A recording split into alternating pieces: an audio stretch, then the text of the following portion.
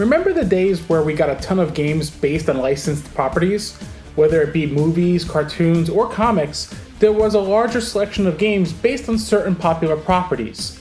While there are still some licensed games releasing nowadays, it's nowhere near the quantity we used to get back in the day.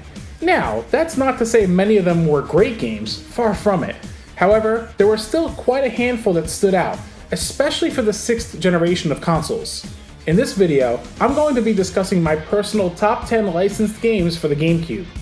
Before we start, I just want to clarify that each game chosen in this list is my personal choice and not based on collective review scores. Also, any licensed game mentioned from a series will be the only game from that said series chosen for the top 10 spot, so don't expect to see more than one Spider-Man game or more than one Star Wars game mentioned here. Alright, let's get to it.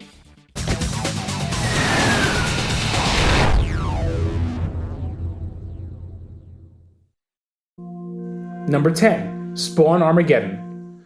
Spawn has had quite a few games in his history. Whether it be for the SNES, Game Boy Color, PS1, or Dreamcast, they've all been hit or miss. Out of all his games, the best one he got was Spawn Armageddon. Essentially, the game was a Devil May Cry style game, but with Spawn. It was broken up into missions that would have you facing off against hordes of enemies, as well as platforming throughout the various areas. For a Devil May Cry clone, Spawn Armageddon actually was a fun romp to venture through, and one I feel doesn't get spoken about much. While nowhere near the quality of Devil May Cry, being that it's a clone, it at least gave the GameCube an action title similar to it.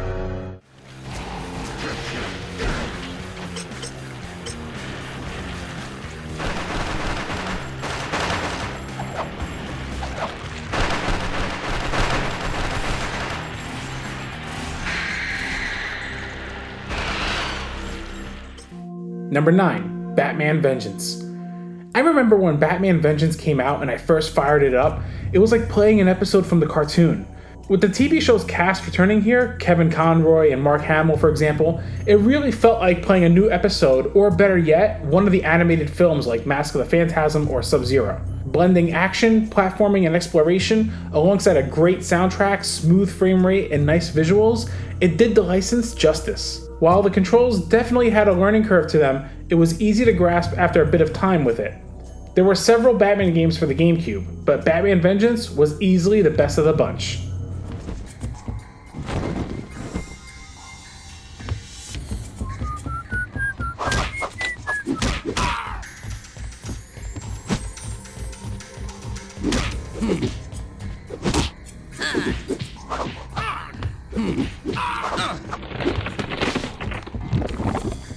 Number 8, Robotech Battlecry. If you grew up in the 80s, then you may remember a certain anime series called Robotech. Controlling pilot Jack Archer, you pilot one of the transforming mechs through a variety of missions that will get you sitting at the edge of your seat. Developed by Vicious Cycle, this was a game clearly crafted by fans of the original show. The cel-shaded visuals and original theme song playing at the main menu, it's clear to see that it's a labor of love. The game's soundtrack does a great job capturing the feel of the cartoon with its new compositions. I also loved how you could easily switch between flight mode, guardian mode, and battleoid mode, with each feeling unique and essential depending on the situation. This is a great game and easily the best game based on Robotech.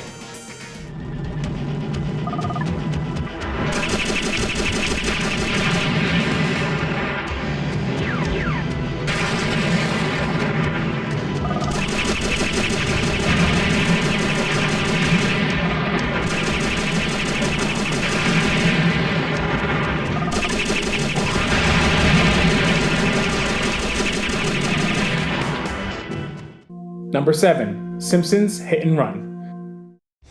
So what happens when you take the GTA formula, remove the mature themes, and enter the town of Springfield? Well, you get the Simpsons Hit and Run. Simpsons Hit and Run is widely regarded as one of the best Simpsons game, if not best, ever made. It was the first time we got to fully explore Springfield. While Simpsons Road Rage released prior and allowed you to drive around Springfield locales, Hit and Run let you exit the vehicle and explore by foot. The game had some hilarious moments and was super faithful to the source material. Whether it be exploring the Simpsons house, Moe's Tavern, the Springfield Power Plant, or tons of other locales, being a fan of the show made it exciting to visit those areas. As much fun as I had playing Simpsons Road Rage, Hit and Run was the must-play Simpsons experience on the GameCube. Ooh, the vibrations tickling my feet. Guilty generic villains.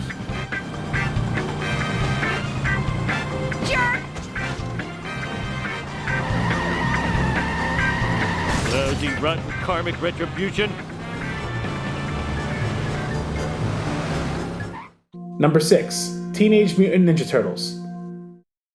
Teenage Mutant Ninja Turtles was the first time we saw a Ninja Turtles game return since 1993's TMNT Tournament Fighters. A whole 10 years had passed, and with the popularity of the 2002 Fox Kids series, Konami resurrected the property for the 6th generation of consoles. Using their previous beat-em-ups as a template, Teenage Mutant Ninja Turtles was a return to the co-op beat-em-up genre. Utilizing cel shading visuals, which was a big thing in the 6th generation if you haven't noticed yet, the game aimed to look like the cartoon while playing like a modern Turtles in Time / Hyperstone heist. What we got wasn't as amazing as those games, but it was a great return for the series nonetheless. Playing as one of the 4 turtles, you would go through various stages that took place loosely from certain episodes of the cartoon. While it was only 2-player co-op, it did keep the action closer to the players and kept the frame rate smooth. This was a game I played a ton back then and still pop on today. There were 2 sequels made afterwards, Battle Nexus and Mutant Nightmare, but they definitely paled in comparison to this installment. We'll be exploring those in a future episode. Anyone? Shell Shocker! Yeah, awesome! Shell... Yeah! Batter up! Coming at you! Yeah! Crack the whip! Charge! Number 5. The Incredible Hulk Ultimate Destruction. The Incredible Hulk Ultimate Destruction was as close to feeling like the Hulk as it got. Running around in open world environments, crushing anything in your path, no Hulk game previously nailed the excitement of playing as the Hulk like Ultimate Destruction did. Beating the pulp out of enemies, picking up objects in the environment to throw, taking objects and forming them into weapons, running up buildings, it's all just a blast. While there have been several Hulk games made, this one really lets you run loose, causing as much destruction as possible. Watch your backs now.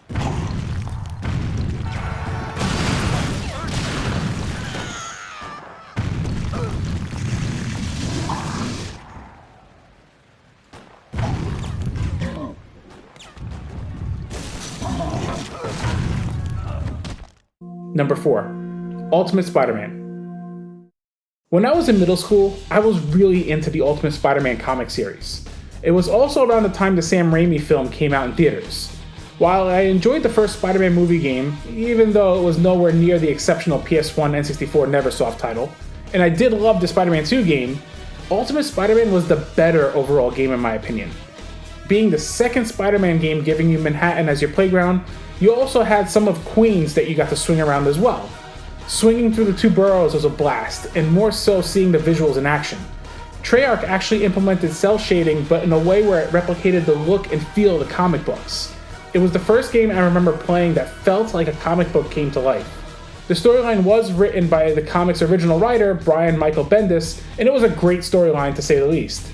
You also got to play as Venom for a good portion of the game. As much as I love the Spider-Man 2 game, I feel like Ultimate Spider-Man holds up just a little bit better and is still one of the best Spider-Man games.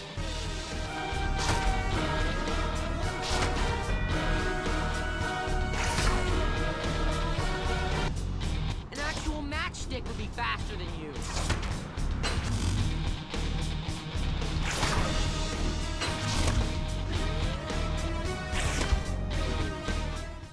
Number 3. Star Wars Rogue Leader, Rogue Squadron 2. Okay, when it comes to launch titles, Star Wars Rogue Leader, Rogue Squadron 2 has to be one of the most impressive looking launch titles for a console ever. Coming from the N64 to the GameCube, the visual leap was massive, and developer Factor 5 was not playing around with their launch title for the GameCube. The jaw-dropping visuals, incredibly tight controls, challenging campaign, high production values, it was seriously a one-of-a-kind launch title and a fantastic licensed game. Exclusive to the GameCube, this is still a game that holds up exceptionally well today.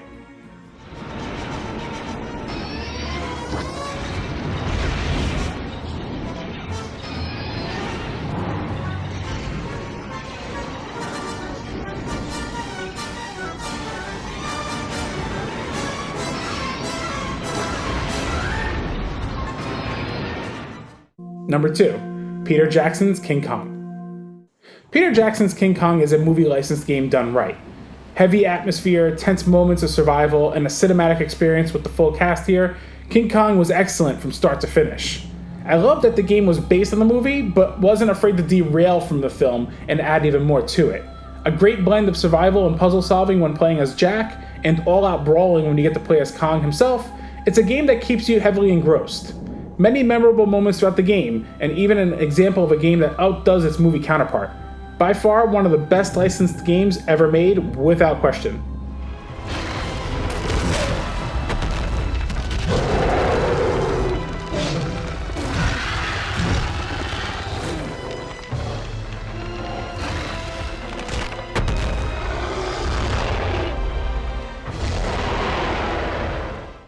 Number 1, 007, Everything or Nothing. 007 Everything or Nothing was hands down the best 007 game for the 6th generation and rivals GoldenEye 007 for the best Bond game.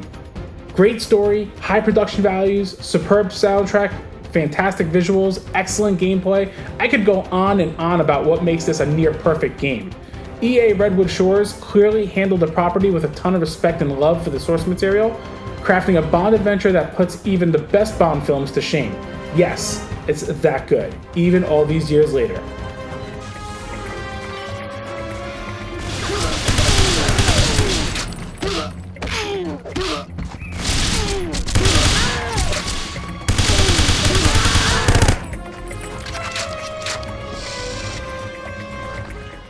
And there you have it, everyone. Those are my personal top 10 licensed games for the GameCube. What are your thoughts? Any favorites of yours here? Any personal favorites of yours not mentioned? Feel free to sound off in the comments below. Thank you again for checking out the video, and if you haven't subscribed yet, hit that subscribe button, hit that like button if you enjoyed the video, and I'll catch you in the next one.